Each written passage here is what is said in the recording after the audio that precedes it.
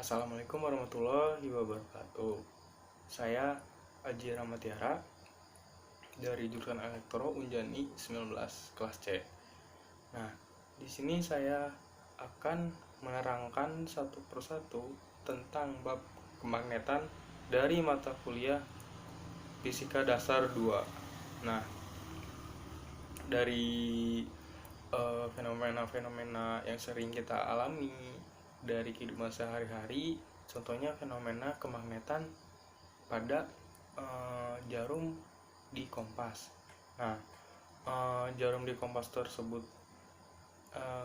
menuju arah utara atau arah selatan.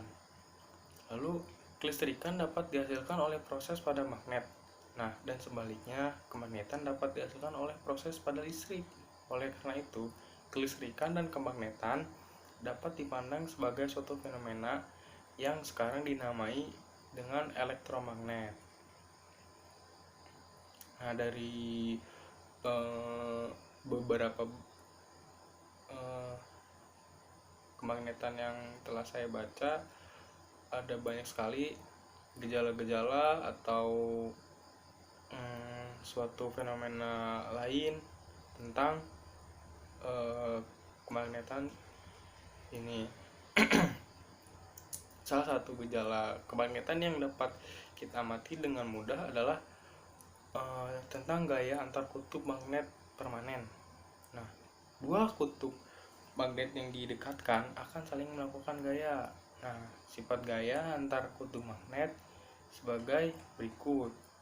Ketika kutub magnet sejenis, dia akan tolak-menolak, dan ketika kutub tidak sejenis, dia akan tarik-menarik.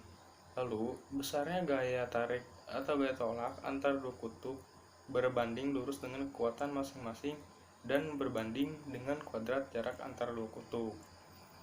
Di sini secara matematika, besar gaya antar kutub magnet dapat ditulis dengan rumus F sama dengan K M1 M2 per R kuadrat. Nah, dengan F sendiri, gaya antar kutub M1 sama dengan kekuatan kutub pertama atau ampere meter, dan M2 kekuatan kutub kedua, dan R sama dengan jarak antara kedua kutub, dan K sama dengan konstanta yang besarnya 10⁻⁷ Weber per ampere. Nah, lalu pembahasan yang kedua, mengapa kutub magnet cenderung mengambil arah utara dan selatan? Karena kutub utara magnet jarum ditarik oleh kutub selatan magnet batang, dan kutub selatan magnet jarum ditarik oleh kutub utara magnet batang. Terus ini terjadi akibat bumi kita sebenarnya sebuah magnet permanen dengan arah kutub sebagai berikut. Kutub selatan magnet bumi berada di sekitar kutub utara geografi bumi. Lalu kutub utara magnet bumi berada di sekitar kutub selatan geografi bumi. Nah, yang ketiga di sini sudut deklinasi. Nah, sudut deklinasi adalah suatu sudut yang dibentuk oleh kedua arah tersebut disebut sudut deklinasi. Lalu ada sudut inklinasi. Nah, untuk sudut inklinasi ini sudut yang dibentuk oleh garis hubung kutub utara maupun selatan jarum kompas dengan garis horizontal di tempat tersebut. Nah, terus di sini ada domain magnet yang kelima. Nah, sebuah magnet permanen sebenarnya terdiri atas domain-domain magnet yang ukurannya sangat kecil. Tiap domain sudah merupakan magnet. Nah, yang keenam, garis gaya magnetik. Garis gaya magnetik dilukiskan keluar dari kutub utara dan masuk dari kutub selatan. Yang ketujuh, tidak ada muatan magnetik.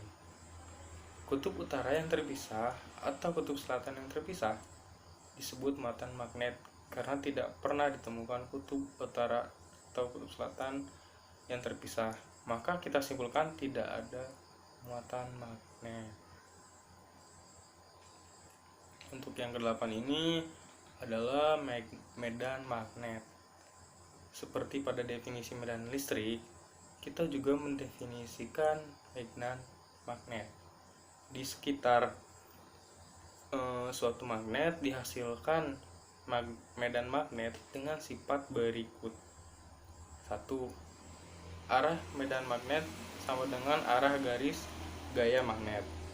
Yang kedua, besar medan magnet sebanding dengan kerapatan garis gaya magnet. Nah, untuk yang ke-9 ada gaya Lorentz. Nah, di sini magnet tidak hanya melakukan gaya yang pada magnet lain, tetapi juga dapat melakukan gaya pada arus listrik.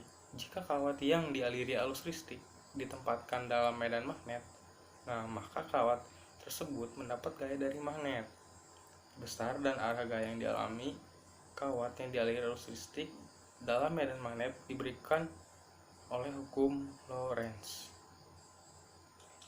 10. Definisi 1 Tesla.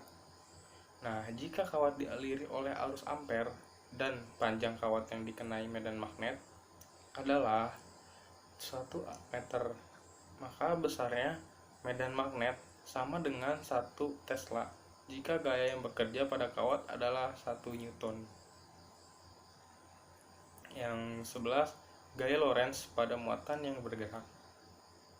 Muatan yang bergerak dalam medan magnet juga mengalami gaya Lorentz. Kita dapat menurunkan persamaan gaya Lorentz untuk muatan yang bergerak dari persamaan gaya Lorentz untuk arus pada kawat. Yang ke-12, pembelokan lintasan muatan dalam medan magnet. Lintasan muatan yang masuk dalam medan magnet dalam arah tegak lurus membentuk suatu lingkaran atau lintasan lingkaran.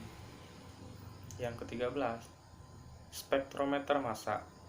Spektrometer massa adalah alat yang dapat ditentukan atau menentukan massa atom dengan teliti. Selektor kecepatan memanfaatkan gaya dan gaya magnet. Medan magnet dan medan listrik dibangkitkan dalam suatu ruang dalam arah yang saling tegak lurus. Nah, di sini tuh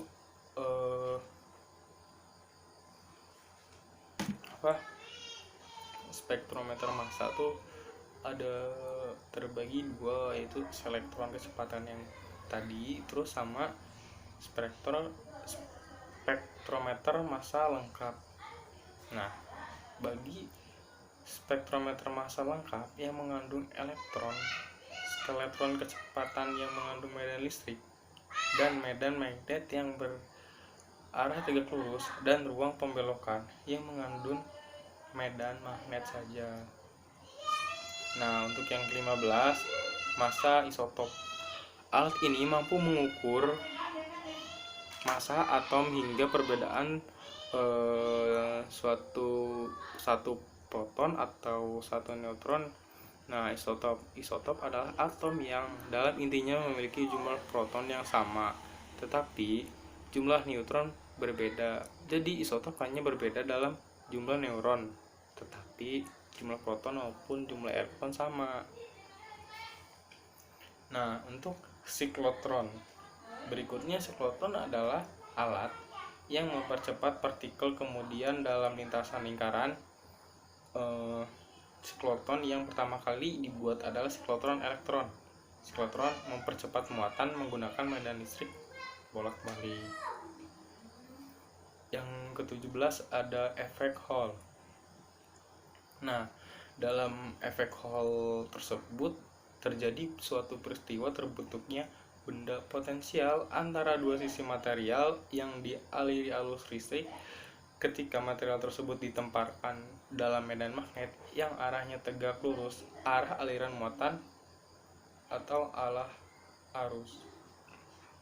Yang ke-19, di sini ada Bremsstrahlung. Nah, teori elektromagnetika klasik menyimpulkan bahwa partikel bermuatan listrik yang memiliki percepatan atau perlambatan memancarkan gelombang elektromagnetik itu disebut peristiwa Bremsstrahlung. Berikutnya yang terakhir ada aurora. Nah, aurora ini di samping dalam proses produksi sinar X, peristiwa Bremsstrahlung dapat diamati di sekitar kutub bumi dalam bentuk cahaya terang yang dikenal dengan aurora. Misal, sebuah muatan dengan kecepatan tertentu masuk ke dalam daerah yang mengandung medan magnet dengan satu sudut yang tidak tegak lurus medan magnet. Nah, untuk berikutnya mungkin selesai ya dari saya, kurang lebihnya mohon maaf. Assalamualaikum warahmatullahi wabarakatuh.